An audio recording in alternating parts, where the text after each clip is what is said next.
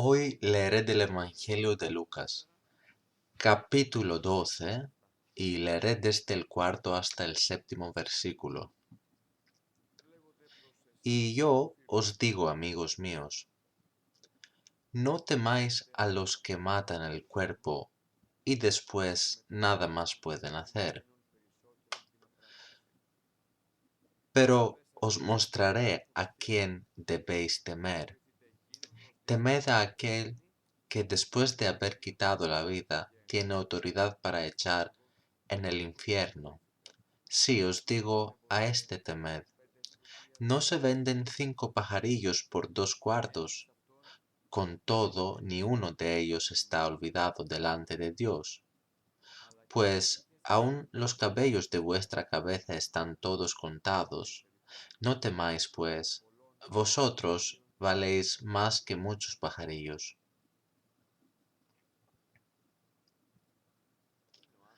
Entonces, ¿cuál es la diferencia entre un humano y un pajarillo? Dios creó ambos, a los hombres y a los pajarillos, pero no todas sus criaturas están diseñadas según su propia imagen y semejanza. Nosotros valemos más que muchos pajarillos. Hermanos,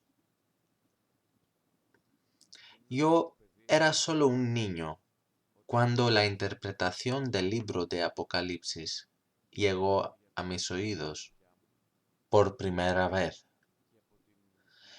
Y de esa gran alegría que tuve el momento en que me di cuenta de que mis conocimientos se han ampliado, ¿qué he hecho? Si me acuerdo bien, estaba en el quinto o sexto grado de la escuela primaria y estaba tan emocionado que, a pesar de mi corta edad, pasaba de mis compañeros de clase y les contaba todo lo que sabía sobre la revelación de Jesucristo. Considerando que ahora tengo 52 años, entonces todo lo que estoy describiendo ahora sucedió hace 40 años. Y yo estaba diciendo a ellos que el anticristo viene en la tierra. Les decía que muy pronto tendremos una moneda común. Les hablé del número de la bestia, el número 666, esa marca en la frente y en la mano. Me miraron con una cara desconcertada, con un movimiento de cabeza más o menos irónico. ¿Moneda común? ¿Es posible? Italia en aquel periodo tenía la lira italiana como moneda nacional, Alemania tenía el marco alemán, Francia tenía el franco y así sucesivamente. Nadie pudo creerme, nadie quiso escuchar. En aquellos años no habían computadoras. Pueden imaginar, por ejemplo, yo vi una computadora por primera vez en mi vida cuando tenía 15 años, en la casa de mi compañero de clase. Su padre era ingeniero civil y tenía mucho dinero, así que ya habían comprado un gran ordenador personal de la IBM. Fue la primera computadora del mercado con una pantalla enorme, y fui allí y me sorprendió mirando a la computadora. Del mismo modo recuerdo a mi abuela cuando se fue por primera vez de su pueblo. La llevamos al aeropuerto donde vio los aviones por primera vez. Ella se sorprendió de la misma manera que yo también me sorprendí con la computadora electrónica. No podíamos creer que todas estas cosas se harán realidad tarde o temprano. Lo que la palabra de Dios dice: cuando estas cosas comiencen a suceder, erguíos y levantad vuestra cabeza porque vuestra redención está cerca. Y los hombres no pueden entender que el día del Señor está cerca. Viene Jesús, hermanos míos. Y no importa lo que pasa ahora o lo que sucederá en 2 años a partir de ahora o después de 6 meses, o si estos terremotos, hambres mortales y pandemias ocurrieron en el pasado también. Está escrito en la Biblia: cuando estén diciendo paz y seguridad, entonces vendrá sobre ellos destrucción repentina, como los dolores a la mujer encinta, y no escaparán de ningún modo. Estos eventos malos se multiplicarán y también aumentará la frecuencia con la que están sucediendo aquí en la tierra, un desastre tras otro. Y también dice que la gente se desmayará de miedo al pensar en lo que va a sucederle al mundo, pues hasta las fuerzas celestiales serán sacudidas. ¿Quién podría jamás imaginar todas estas cosas? ¿Dónde están ahora estas personas fuertes e invulnerables? ¿Dónde están esos jóvenes sanos? Nadie podría haber imaginado que incluso aquellas personas que los consideraban fuertes ahora tienen que esconderse y quedarse en sus casas para poder protegerse, para no enfermar y morir. Y ese fue el momento en que entendí: cuánto amamos nuestra vida, hermanos míos. Es visible, es un hecho. Si caminas afuera verás todas estas imágenes a las que me refiero. Es cierto que amamos nuestra vida y amamos tanto nuestras vidas que hacemos todo lo posible para protegerla. Hacemos todo lo posible para proteger nuestra vida. El que ama su vida la perderá, pero el que desprecia su vida en este mundo la conservará para la vida eterna. Quien vive por su vida, quien vive amando su vida y hace todo lo posible para salvarla, al final la perderá y ustedes saben por qué la perderá. Porque ama su vida más que a Dios. Sin embargo, el problema no es que algunas personas se estén escondiendo hoy. Si algunas personas se quedan en sus casas, es bueno porque intentan estar protegidos. El problema es que los humanos aman tanto su vida y esto es obvio. Y me gustaría hacer la siguiente pregunta. Si amamos tanto esta vida donde podemos vivir 80, 90, 100, 110 años, en el mejor de los casos, ¿cómo podemos demostrarnos unos a otros y especialmente cómo podemos convencer a Dios de que amamos la vida eterna? Si amamos los 110 años aquí en la tierra, ¿cómo le mostraremos a Dios que amamos la vida eterna? Que queremos vivir con Él eternamente, porque ya hemos demostrado que realmente queremos vivir en el lugar de la tierra, y este es mi gran pesar hoy, por lo que está pasando, porque veo dos cosas que no están de acuerdo con mi lógica. ¿Quieren saber cuáles son estas dos cosas? Es cuando amo mucho mi vida y no amo a Dios que me dio esa vida. Hago todo el posible para protegerme de muchas cosas y repito que es bueno de protegerse a sí mismo. Pero, ¿por qué no intentamos a proteger también nuestras almas de todas estas cosas enviadas por el diablo? ¿Por qué? En Facebook, en Instagram, aquí y allá. No protejo mi alma, la dejo expuesta. Solo trato de cuidar mi cuerpo. Díganme, ¿eso les parece extraño o no? ¿Hay alguna lógica en eso, mis hermanos? Es algo absurdo. Pues ustedes pueden decirme, ¿qué es más valioso? Créanme, yo estaría muy feliz de ver todos los que se quedan en casa para protegerse a sí mismos, que se caigan de rodillas dentro de su casa y que empiecen a orar, que se arrodillen y que oren. Sería más que feliz si todos estos grupos vulnerables de la población, niños pequeños y todos los que se protegen ahora, que es realmente lo mejor que se puede hacer. Pero me gustaría también que todos ellos hoy se acercaran a Dios con sus corazones más que nunca. Si realmente se preocupan de sus vidas, deben entender y todos tenemos que entender que nuestra vida no es solo esta aquí en la tierra, porque aquí somos como forasteros y extranjeros. Hermanos, morirá mucha gente y se murió mucha gente en Italia y en todo el mundo y desafortunadamente muchos morirán también en Grecia.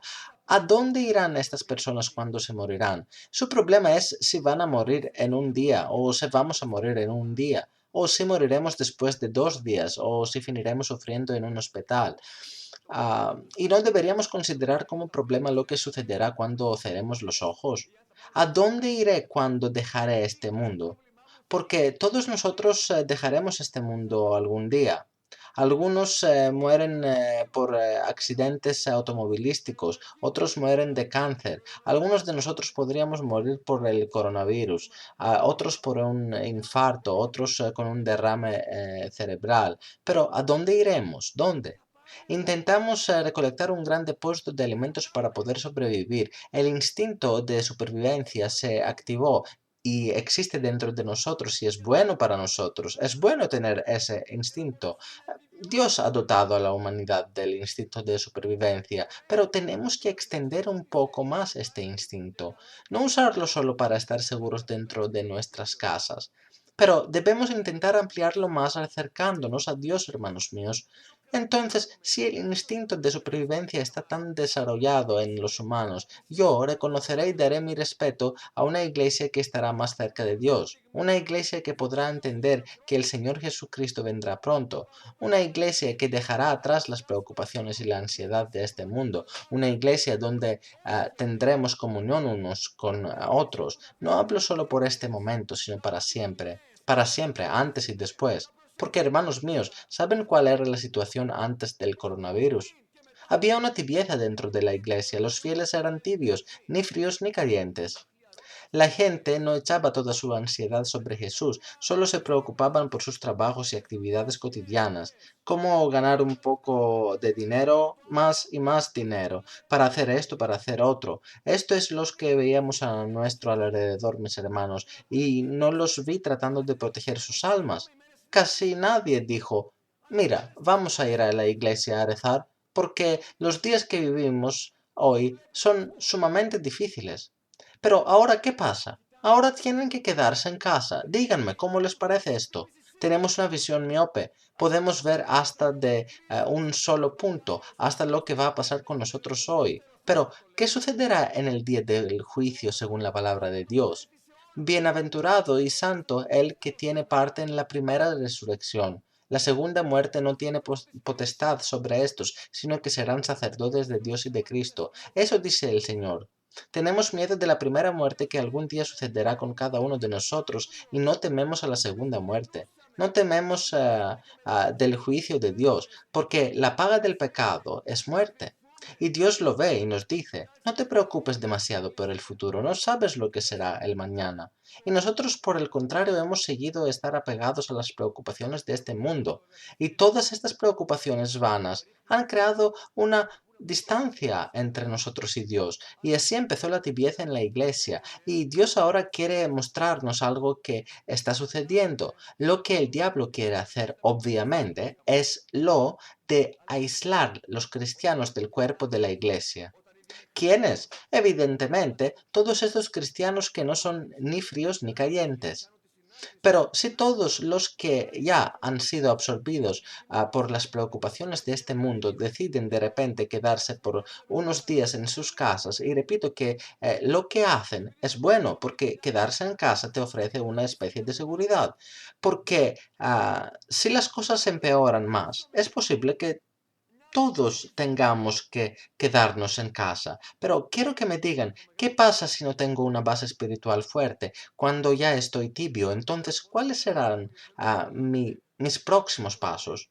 Cuando no puedo tener comunión con mis hermanos, mi alma estará mal, mi alma estará llena de dolor. ¿Por qué pierdo la oración con mis hermanos? Ni siquiera puedo recibir el cuerpo y la sangre de nuestro Señor. ¡Qué dolor realmente! Entonces, si realmente tengo tanto dolor, debería arrodillarme y continuar orando durante todo el día. Y como no puedo ni ir a trabajar por la cuarentena, debería leer toda la Biblia en una sola semana. Si realmente me preocupo por mi alma herida, me preocupo por mi vida, siento un fuerte dolor en mi corazón, hermanos míos. Siento un profundo dolor en mi corazón porque quiero que ustedes entiendan que en mi vida diaria trabajo como farmacéutico, pero también soy pastor de esta iglesia. Y me vienen dos cosas a la mente. ¿Qué dice la ciencia y qué dice el Señor? Y el apóstol Pablo dice, porque para mí el vivir es Cristo y el morir es ganancia. Y tenemos miedo a la muerte, no queremos morir. Tenemos tanto miedo a la muerte, ¿verdad? Evidentemente tenemos miedo a morir, pero ¿es solo ahora la única vez que le tememos a la muerte? Por eso me duele mi corazón, porque le tenemos tanto miedo a la muerte últimamente. Es hora de que muramos. Si Dios hubiera querido, no habríamos muerto hace 2 meses. ¿Y por qué no podemos ver la muerte eterna? ¿Quién tiene la culpa de esto? Necesitamos que Dios unja nuestros ojos con colirio para que podamos ver, para que nuestros ojos estén limpios para ver que también hay la muerte eterna. ¿Qué dice el apóstol Pablo?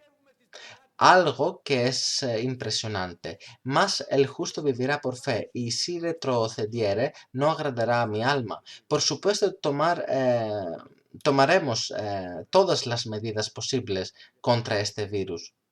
Por supuesto, medidas que les anunciaré más adelante, pero la medida más grande que puedes tomar es acercarte más a Dios. Quiero que todos entendamos esto.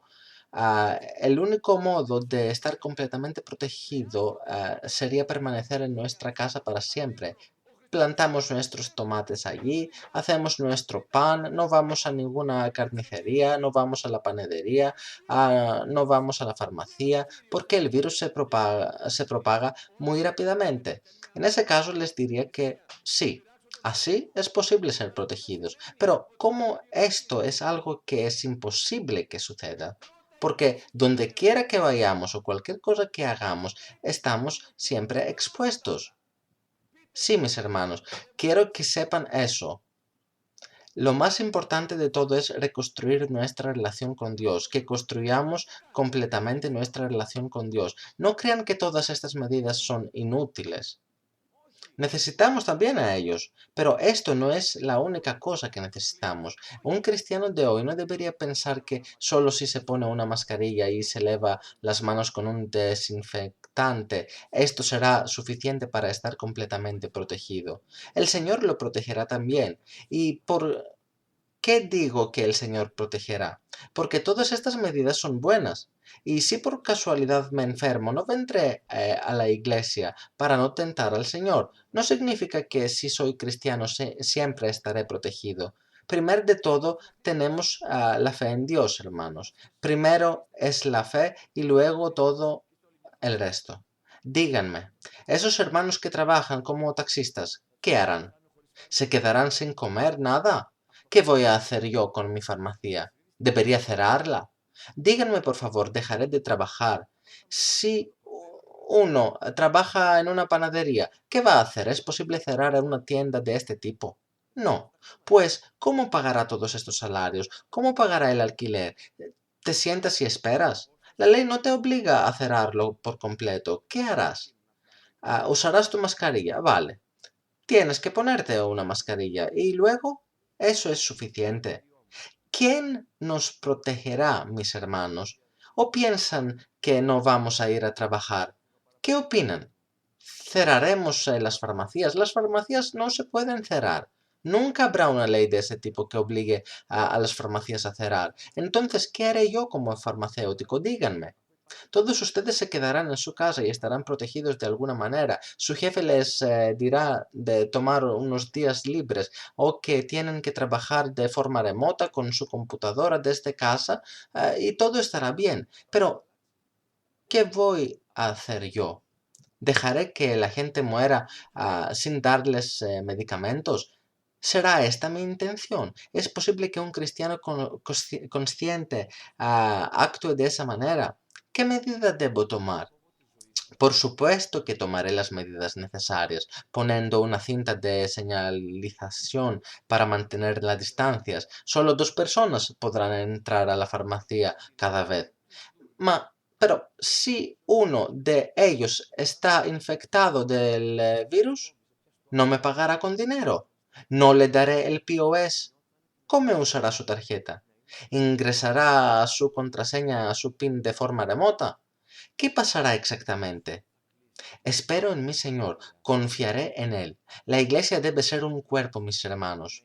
Esto es por lo que estaba orando en mi oración. Debe ser una iglesia, un cuerpo. Está escrito en la Biblia. El Señor Jesús es la cabeza de la iglesia. Entonces, ya que existe la cabeza de la iglesia, que es el Señor, entonces la cabeza quiere el cuerpo.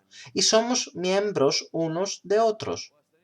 Pero ¿pueden imaginar cómo sería para una iglesia si un miembro de ella estuviera ubicada al sur y otro al norte, al este o al oeste de la ciudad? ¿Qué piensan?